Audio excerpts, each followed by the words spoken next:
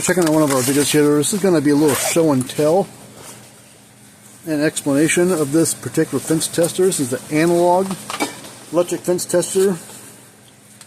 There's been, I've seen two other variation of analog electric fence testers. One was about 15 years ago, and it was about a 30-some-year-old tester that Gallagher produced a long time ago. It was in a little leather pouch, and it was a little analog tester. It was a little kind of shaped like this in a leather pouch, and a leather carrying case, a little plastic thing. I've seen one of those that had a 9-volt battery on the inside.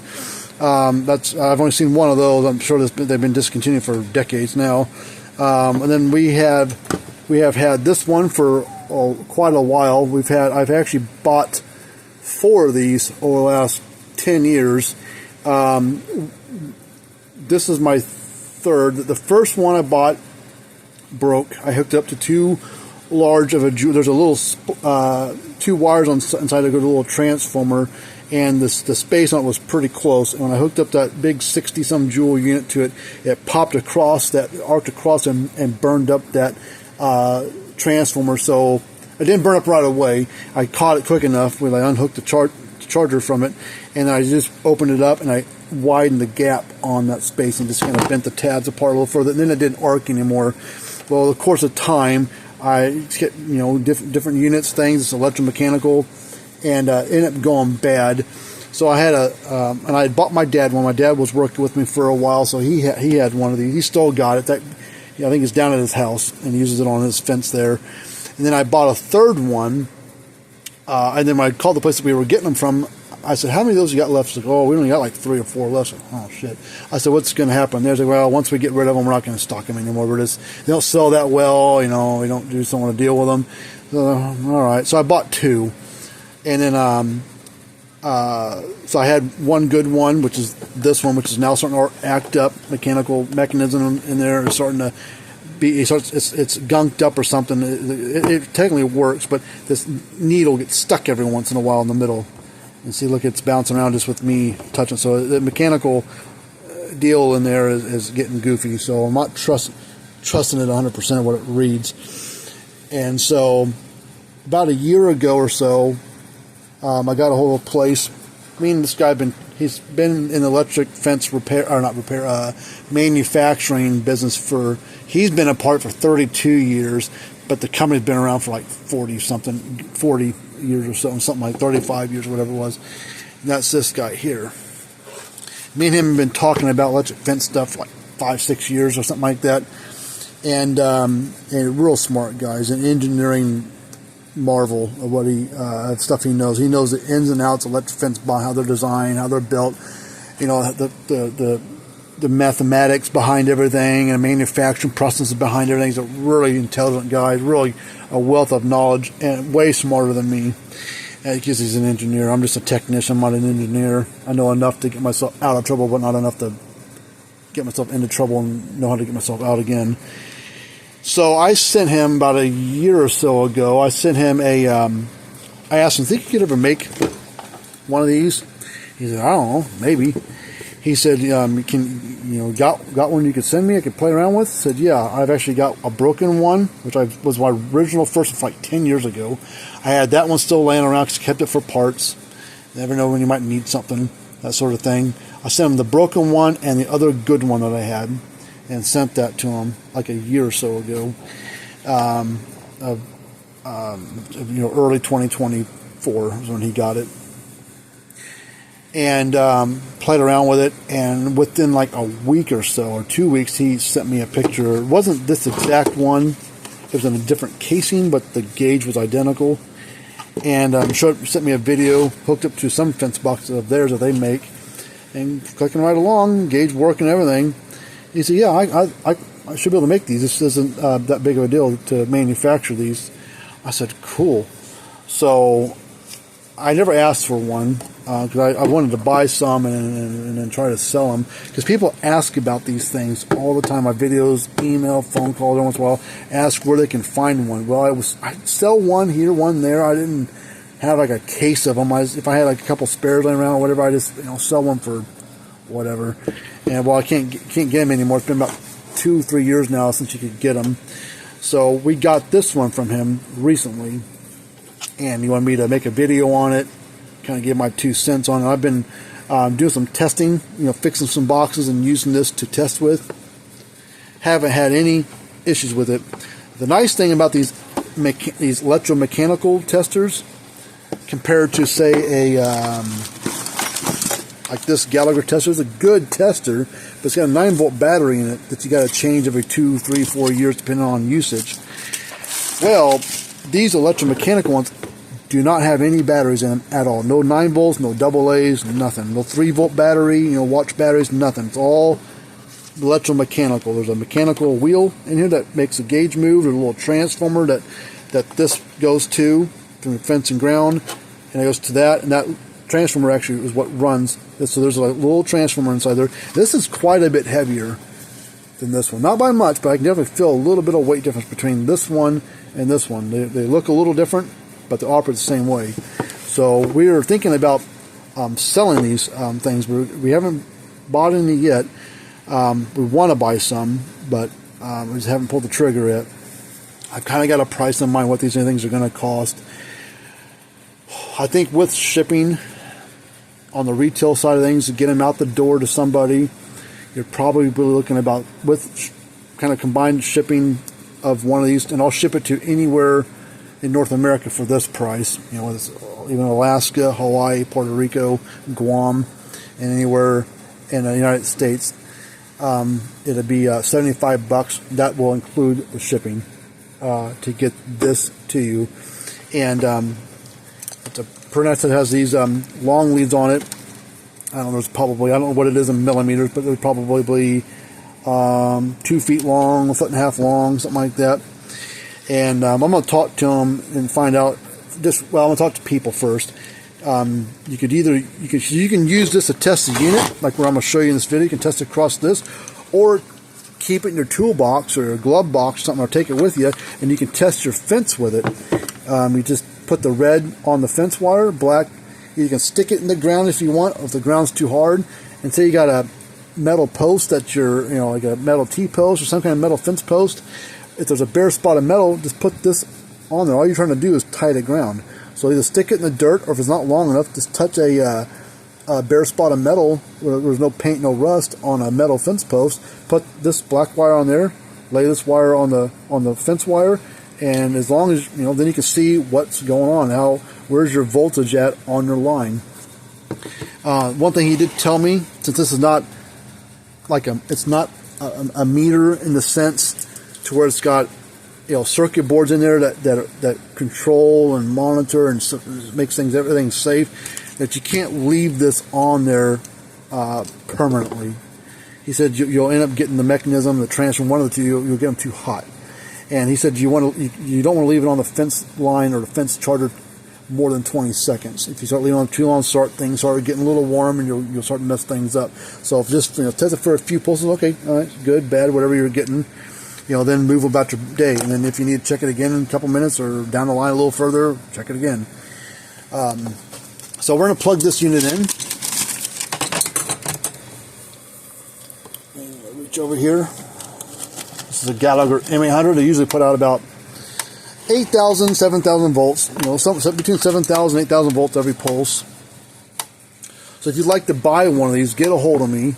You can either email me at fencerfixer816 at gmail. You can call or text this number. I've also got a WhatsApp, so if you're out of the country, United States, and you want to chat about this, you can call me at the same number on WhatsApp. So if you're in Europe, Africa, someplace else, call me. You can get hold of me there by texting. I would probably text there, because that way we're on different time zones, and you don't want to call me when it's 4 o'clock in the morning. I won't answer.